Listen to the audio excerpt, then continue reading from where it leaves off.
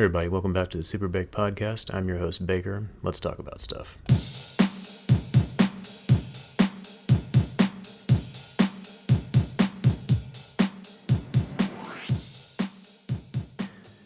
So, got a chance to watch the new Texas Chainsaw Massacre on Netflix. I'm going to go ahead and say right now, I was not a huge fan of this movie. I've read a few reviews online for this film. Quite a few of them were negative, and I do agree with quite a bit of the things that I've heard about this movie. I don't think it deserves quite all the criticism that it's gotten, but I'll kind of give you my thoughts in more detail on this movie. But basically, to summarize it, this movie, not one of my favorites this year. Also, just kind of a quick warning, this is a spoiler alert. I'm going to go over the plot of the movie in pretty good detail, so just a heads up. This was the 2022 new Texas Chainsaw Massacre, directed by David Blue Garcia, who I looked up on IMDb. I only saw one other movie with this guy, and I can't remember what the movie was called off the top of my head. So, relatively new director, hasn't been in the industry for very long, it seems. Movie was written by Chris Thomas Devlin, who did the screenplay, produced by several people, including Kim and Ian Henkel, who I believe were the producers from the original movie from 1974. Production companies include Legendary Pictures, Exerbia Films, as well as Bad Hombre. Film stars Sarah Yarkin, Elsie Fisher, Mark Burnham as Leatherface, and I'm hope I'm not butchering this name, Alwyn Fiore as Sally Hardesty, the lone survivor of the original Texas Chainsaw Massacre from the 1974 film. Just as a side note, Fiore is not the original actress. That was Marilyn Burns. Also notice this movie has William Hope in it, and for those of you who don't know, that's he played Cooper in Aliens. I believe that was his character's name. He was also in Hellraiser 2. I almost didn't recognize him. He's definitely quite a bit older in this film, obviously, since those two films were from like the late 80s. So he plays one of the sheriffs in the movie, so that kind of caught me by surprise. It's kind of cool seeing old actors like that in movies again. Movie originally released February 18th of this year, so pretty new. Music was done by Colin Stetson, who looks like he also did music for the Arcade Fire. It's funny, I haven't really thought about that band since the trailer for Where the Wild Things Are years and years ago. I remember there was a song in there by them that I really dug. So, as far as awards go, probably not a huge surprise. This movie hasn't really won any awards, no accolades as far as I could find, although at the time of recording this, it looks like the film is still ranked number one on Netflix's top 10 list in the US, Brazil, and Saudi Arabia. So, just to summarize the plot of the movie very quickly, the movie takes place roughly 50 years after the events of the original Texas Chainsaw Massacre back in 1974. The film does pretty much what the Halloween 2018 film did and essentially ignores every other movie in the franchise other than the 1974 film. Or at least that was the rumor, but I actually looked up an interview with one of the producers for this movie, and he said he's basically leaving it up to the fans as far as what they think is if this actually does include the sequels or if it's just a direct sequel to the original film. He said he kind of is leaving that up to fans, so it kind of seems like it's just playing off of the very first movie, so that's kind of how I interpreted it. But let me know what you guys think about that if you feel the need to. But basically, four young entrepreneurs slash influencers have basically shown up, and their characters' names are Melody, Lila, Dante, and Ruth. They're heading to the abandoned town of Harlow, Texas, to auction off portions of the town in hopes to revitalize it. So while investigating one of the dilapidated buildings, which is an old abandoned orphanage, Melody and Dante discover an elderly woman named Jenny still living there, along with her large and imposing son, who is we later learn is Leatherface. An argument breaks out when the old woman states that she still has the deed to the property, but Melody and Dante want to kick her out, insisting that it's theirs. During the argument, Jenny suffers a heart attack, and she's rushed to the hospital by the two local sheriffs, one of whom is played by William Hope. Ruth and Jenny's son decide to join them in the ambulance ride to the hospital. Unfortunately, the old lady does die from the heart attack, and the large man goes berserk and slaughters the two police officers, causing the ambulance car to crash in the middle of a field. The man breaks out of the car, skins his mother's face, and in a pretty gruesome scene wears it as a mask, thus becoming Leatherface once again. He viciously kills the girl Ruth while she's still trapped in the car and returns to Harlow to go on a bloody killing spree once again. Eventually, word of the bloodbath reaches Sally Hardesty, the sole survivor, as I said before, from the original film. She returns hell-bent on killing Leatherface in order to avenge her friends that were murdered in the original film. And that's pretty much the story in a nutshell. So yeah, like I said, not a particular favorite of mine. I love a good scary movie, and this movie for me just didn't quite do it.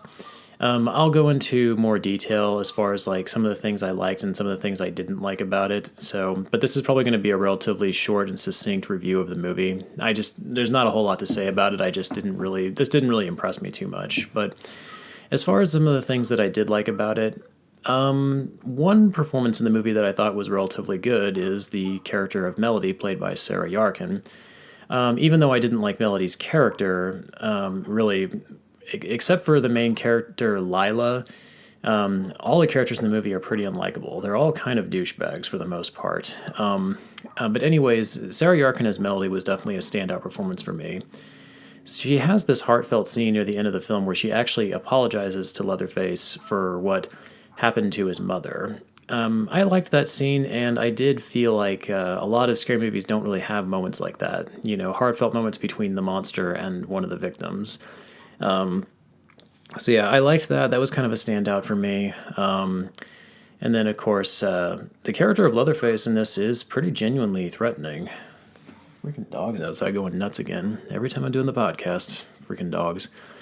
Hopefully you guys aren't hearing them too much. They're barking at probably nothing. But anyways, yeah, Leatherface is genuinely threatening whenever we see him.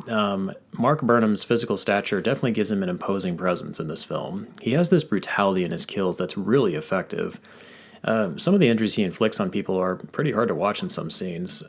Plus, I did like that he has somewhat of a reason for why he's killing people in this. He's basically killing out of revenge for his dead mother. It doesn't really add much depth to his character, but at least he isn't just killing people for the sake of killing them. I think in the first movie, one major aspect of his character, and again, I'm going to go ahead and be completely transparent here, I haven't seen all of the original Chainsaw Massacre. I've seen the 2003 movie, and I saw one of the sequels that came after that, but I've never seen any of the original ones from like 1974 through like the 80s and the 90s. So I don't know a whole lot about them. But my understanding was Leatherface in the original movies was more or less kind of a tool that his family would use, and that he was really more or less kind of like an animal that was scared of outsiders. So it was less that he was an evil, murdering psychopath, and more like he was just almost like a cornered animal in a way. And you kind of get that in this movie a little bit. There are a couple scenes where we do kind of see like the mental turmoil that he's going through from the death of his mother. So yeah, I mean, I do kind of like that aspect of him. It's like he seems more like a tragic killer as opposed to someone like like Michael Myers, who seems to kill just for the pleasure of it. But yeah, he's definitely got some pretty gruesome scenes in there. There's one scene in particular where he gets into a fight with Richter, the town mechanic, and basically smashes his knee in with a hammer, and it's pretty brutal to watch.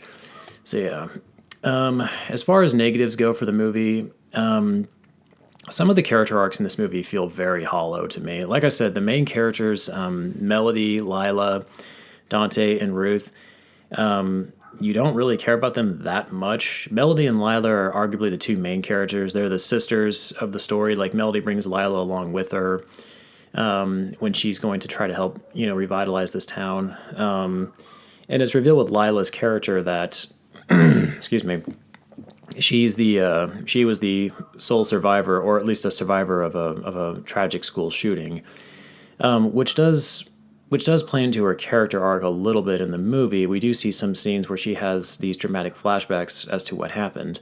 And while it seems like they're going to do something interesting with it, it never really feels like the movie does. It doesn't feel like the movie handles that in a way that's really satisfying for her character arc. So kind of, for example, there's a scene in the movie where she is talking to the town mechanic, and he has an AK-40 or an AR on his table, and she goes to pick it up, but of course, because of the tragic event that she went through, she's afraid to handle guns and really even to be near them.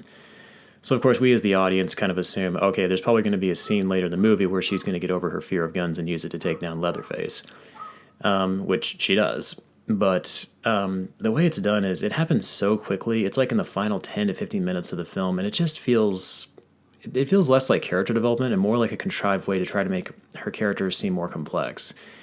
It also doesn't help that Lila is not very interesting in the movie, like at all. The most interesting character of the four main ones, honestly, is probably Melody, but that's really not saying much. I mean, Lila, I guess, is the one character in the movie that you actually do feel sorry for, not just because of her tragic past, but also because she seems like at least the nicest out of all four of them. But there's really just nothing to her character beyond that. She's not very interesting. She doesn't really have her dialogue's not very engaging. So yeah, it feels like a missed opportunity there. I feel like they really could have done a lot more with her character there, and maybe figured out a way to really bring her to really kind of flesh out her past and her fear of guns a little bit better. So I just personally didn't like how the movie handled that. The other character arc in the movie that was very weak was the character of Sally Hardesty. She's heavily underused. In fact, she's barely in the movie. I feel like they were going to, if they were going to bring her back, she should have had a much bigger role in this. And again, you might hear me kind of do quite a few comparisons between this and the Halloween 2018 film, because it's basically kind of the same plot in many ways.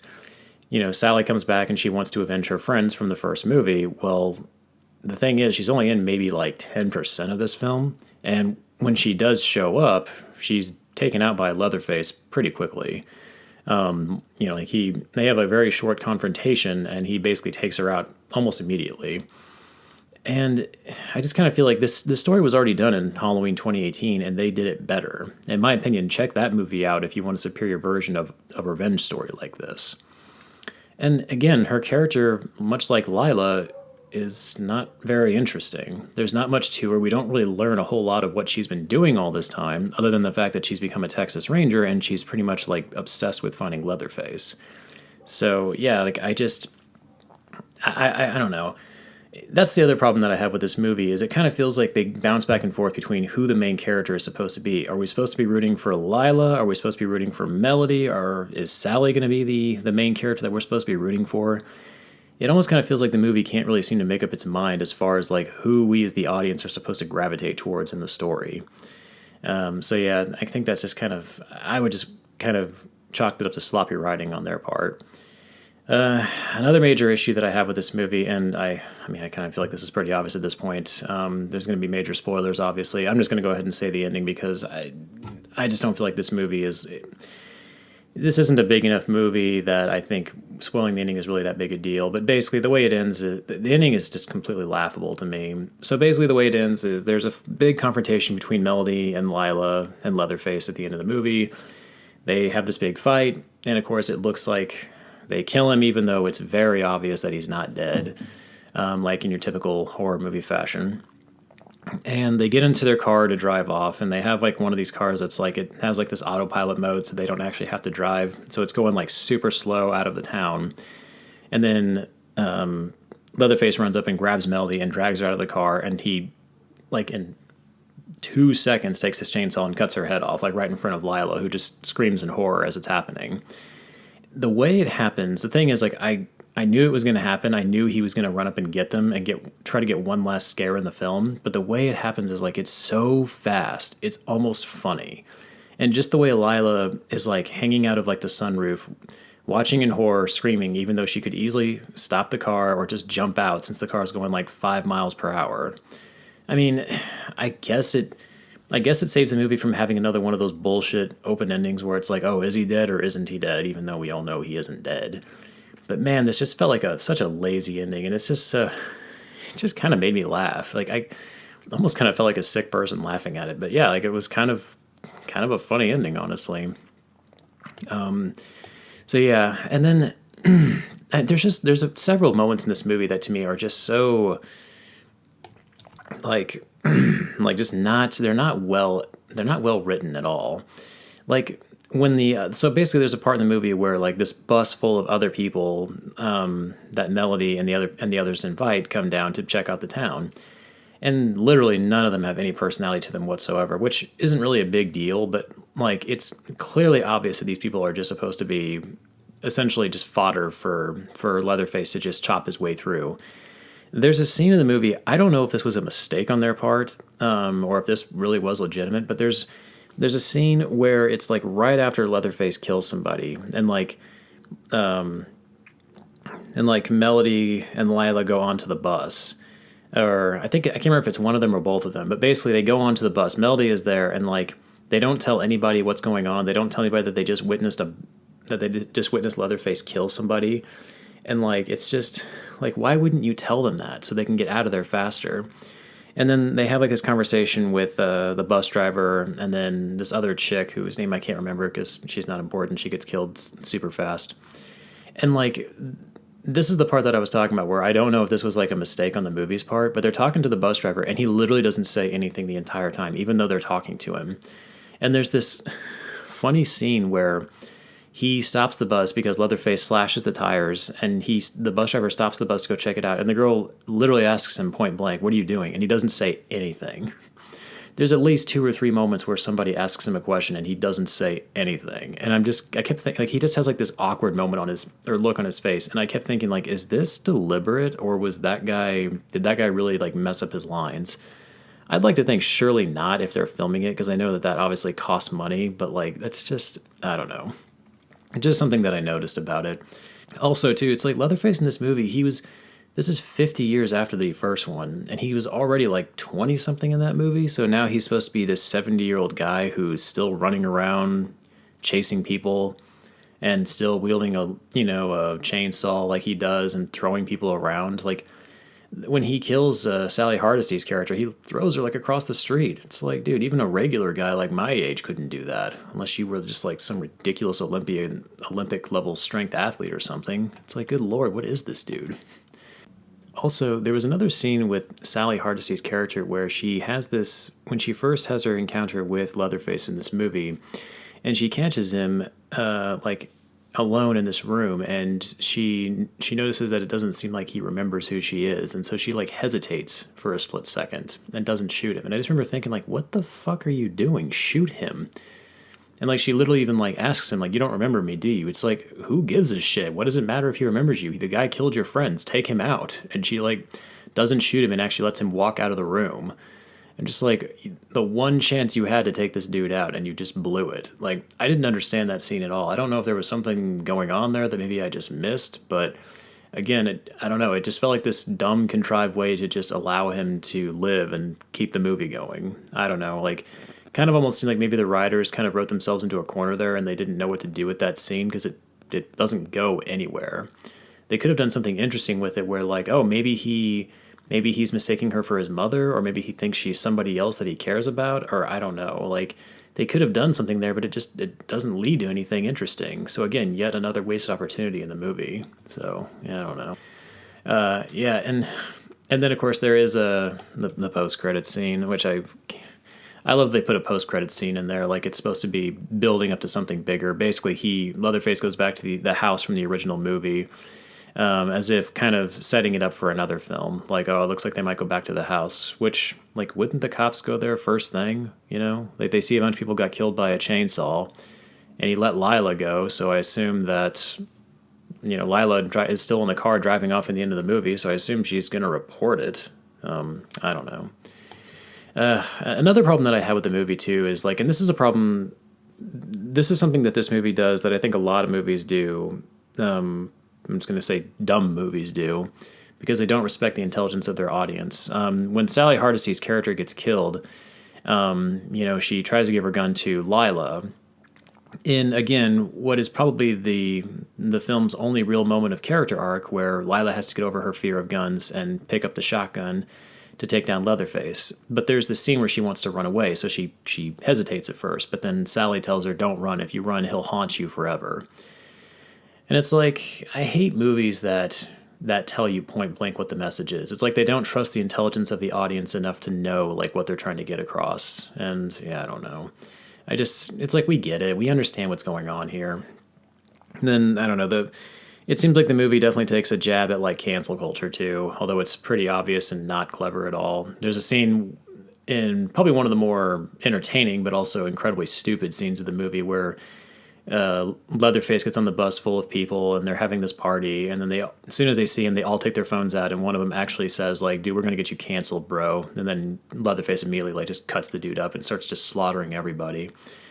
And I remember thinking like, oh God, was that supposed to be their jab at like cancel culture? Ugh. Yeah, definitely swing and a miss there in my opinion. It always cracks me up when movies try to be more clever than they are.